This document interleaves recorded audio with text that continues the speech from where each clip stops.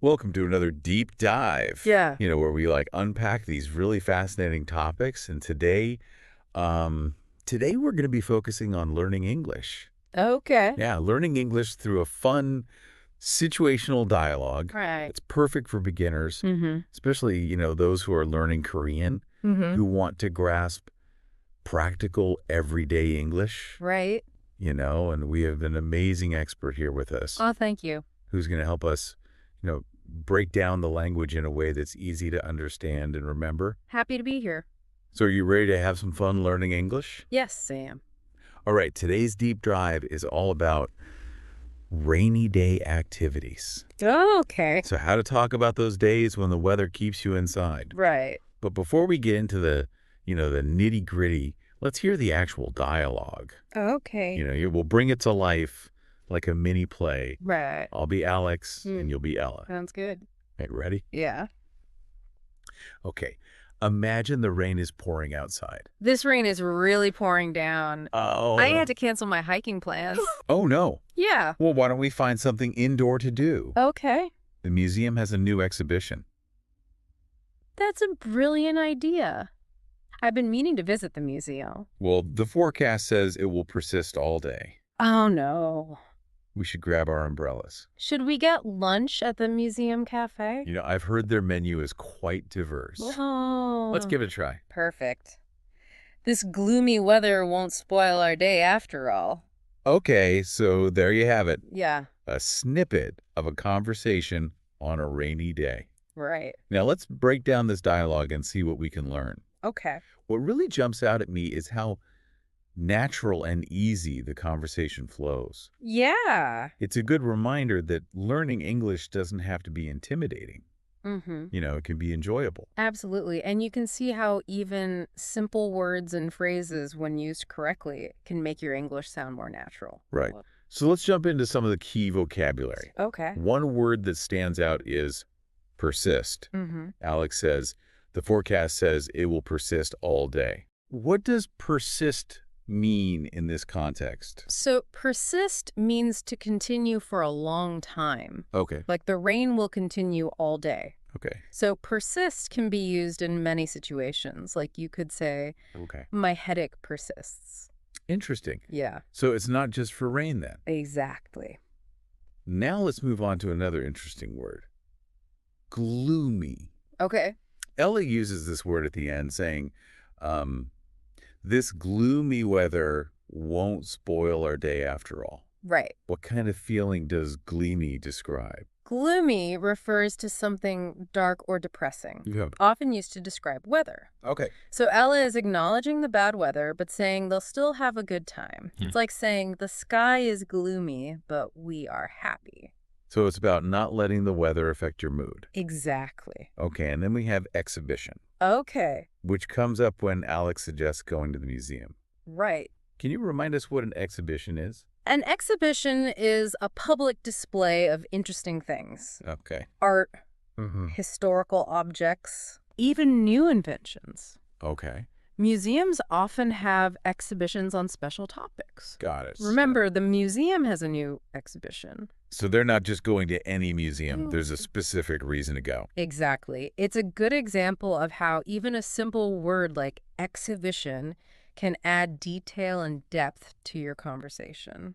Now let's shift gears and talk about some key expressions in the dialogue. Okay. One that I find very useful is, why don't we? Alex uses this to suggest an activity. Why don't we find something indoor to do? Right. It's such a simple and natural way to make a suggestion. It's a fantastic phrase, and remember, it's always followed by a suggestion. Oh, Like, yeah. why don't we go to the park? Right? Why don't we watch a movie? Why don't we try that new restaurant? It's so versatile, Yeah. and it opens up the conversation for the other person to respond. Exactly. Now, I want to focus on one particular sentence that I think is crucial for anyone learning English. Okay. This rain is really pouring down. Mm-hmm. It's Ella's first line, Right. and it perfectly sets the scene. Absolutely. It immediately tells us about the weather, which is important for understanding the context. Right. It's a simple sentence, but very effective. And the phrase pouring down. Yes. That's a great way to describe heavy rain, isn't it? It is more descriptive than just saying it's Okay. raining. Yeah. You can almost feel the rain coming down hard when you hear pouring down. Right. Remember, this rain is really pouring down. And what about the phrase had to in Ella's sentence? Mm-hmm. I had to cancel my hiking plans. Right. Sounds like she was obligated to cancel. You're right. Had to expresses obligation or necessity. Okay. Ella saying she had no choice but to cancel because of the heavy rain. Mm-hmm. I had to is a very common and useful phrase in English. Okay. You could say, I Yeah. had to work late. Mm-hmm. I had to go to the doctor. It's a good one to remember. Had to. That's a great takeaway. Absolutely. Now, before we move on, I want to highlight another key phrase from the dialogue. Ella says, that's a brilliant idea. Mm-hmm. Such a simple phrase, but it conveys a lot of enthusiasm. You're right. It shows she's excited about the suggestion. And again, it's a phrase that beginners can easily use. Okay. Remember. Yeah. That's a brilliant idea. Exactly. It's a great way to show you're engaged in the conversation and you like what the other person is saying. Right. And notice how Ella incorporates the word brilliant instead of just saying good or okay. It shows she's paying attention to the vocabulary used in the conversation and trying to use it herself. Yes, that's a fantastic point. Mm. It's not just about understanding the words, but actively using them. Exactly. And one more thing before we move on. Okay. I want to stress the importance of repeating these key phrases out loud. Okay. The more you hear yourself saying them, the more natural they will sound. Excellent advice. Yeah. Practice is key when it comes to learning a new language, right? Absolutely. Don't just listen. Speak it out. Okay. I think it's time for us to move on to the next part of our deep dive. We'll be right back after a short break. All right. Welcome back to our deep dive into rainy day activities. Before the break, we were talking about the importance of actively using new vocabulary. It's like taking those words out for a spin, right? Yes. Seeing how they work in different situations. Right. And this dialogue gives us some great examples of that. Exactly. Now let's look at another useful phrase from the dialogue. Okay. Ella says, I've been meaning to visit the museum. This is a great way to express something you've intended to do but haven't yet. Like saying, I've been thinking about doing that, or I've wanted to do that for a while. Exactly. It suggests that you still have the intention, but maybe haven't found the time or the opportunity. Right. So remember, I've been meaning to. It's a very handy phrase. It is, and it's often followed by a verb, right? Yes. Like, I've been meaning to call my mother, or I've been meaning to try that new restaurant. You got it. It's a versatile phrase that can be used in many situations. Okay, now, I want to shift our focus to a specific sentence from Alex. Yeah. The forecast says it will persist all day. We've already talked about the word persist, but I think it's worth looking at the sentence structure here. Absolutely. It's a great example of a simple but clear sentence structure that's very common in English. Okay. It follows the pattern of subject, verb, object. Right. The subject is the forecast, the verb is says, and the object is it will persist all day. Right. It's like a building block for so many English sentences. Exactly. Once you understand this basic structure, you can start to build more complex sentences by adding adjectives, adverbs, and other elements. But it all starts with this simple foundation. So even in this seemingly simple sentence, there's a lot we can learn about how English works. Exactly. And it shows that you don't need to use complicated grammar to communicate effectively. Now let's switch gears and talk about another important aspect of conversation. Tone of voice. Okay. Remember when Ella says, that's a brilliant idea. Mm-hmm. It's not just the words themselves, but the way she says it that conveys her enthusiasm. Right. You can almost hear the excitement in her voice. And that's something that's hard to teach, but it's so important for effective communication. It's about bringing the language to life. Yeah. And it shows that even simple phrases can have a big impact when delivered with the right tone of voice. Exactly. Now, let's imagine a different scenario. What if Ella had said, that's a brilliant idea, in a flat, monotone voice? Yeah. It would completely change the meaning. Right. It might even sound sarcastic. Exactly. So remember, tone of voice is just as important as the words themselves. And that's something that gets better with practice, right? Yeah. The more you listen to and speak English, Yes, the more attuned you'll become to these subtle nuances. absolutely. So don't be afraid to experiment with different tones of voice when you're practicing your English. Yeah. Have fun with it. Now, before we wrap up this part of our deep dive, I want to touch upon something we mentioned earlier. Okay. Repetition. Yes. It's so crucial in language learning. Absolutely. Repetition helps to reinforce what you've learned and makes it easier to remember. Right. And that's why I want to encourage our listeners to repeat the key phrases and vocabulary we've discussed today. Say them out loud. Write them down.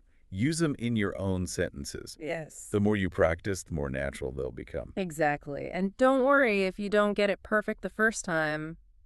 Just keep practicing and you'll get there. Now, I think we're ready for a final deep dive into the last part of our dialogue. What do you say? Let's do it. Welcome back to the final part of our deep dive into rainy day activities. We've covered a lot of ground. We had. Exploring vocabulary phrases and even the importance of tone of voice. It's amazing how much we can learn from just one short dialogue. You know what I find really interesting is how Alex and Ella are able to turn a potentially disappointing situation into something fun and positive. Yeah. The rain forces them to change their plans. Right. They don't let it get them down. Absolutely. Instead of focusing on what they can't do, they brainstorm ideas for what they can do, and that positive attitude is reflected in their language, right?